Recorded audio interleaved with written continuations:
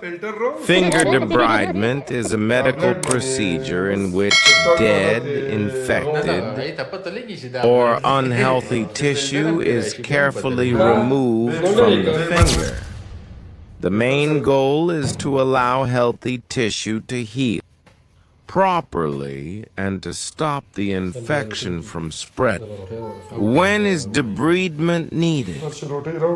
Debridement is commonly needed in cases of finger abscess, infected cuts or wounds, injection-related infections, diabetic finger wounds. If dead tissue is not removed on time, healing becomes slow and complications can occur. Preparation before procedure. Before starting the procedure, the doctor first examines the finger. Blood circulation, movement, and sensation are checked carefully. Then a digital nerve block is given to reduce pain. Adrenaline is avoided in finger anesthesia to keep blood flow. Debridement procedure. During debridement, sterile instruments are used. Only dead or infected tissue is removed. Healthy structures like tendons, nerves, and blood vessels are protected.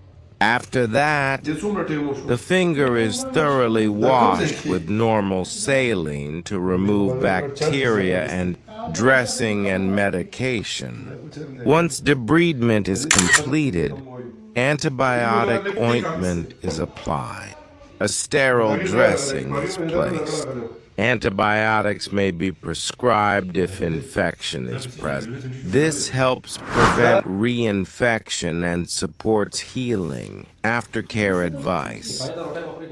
Patients are advised to keep the finger elevated, change dressings regularly, watch for signs like increasing pain, swelling, or discharge.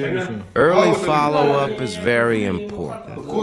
This was a simple explanation of finger debridement. If you found this video helpful, please like, share, and subscribe. Thank you for watching.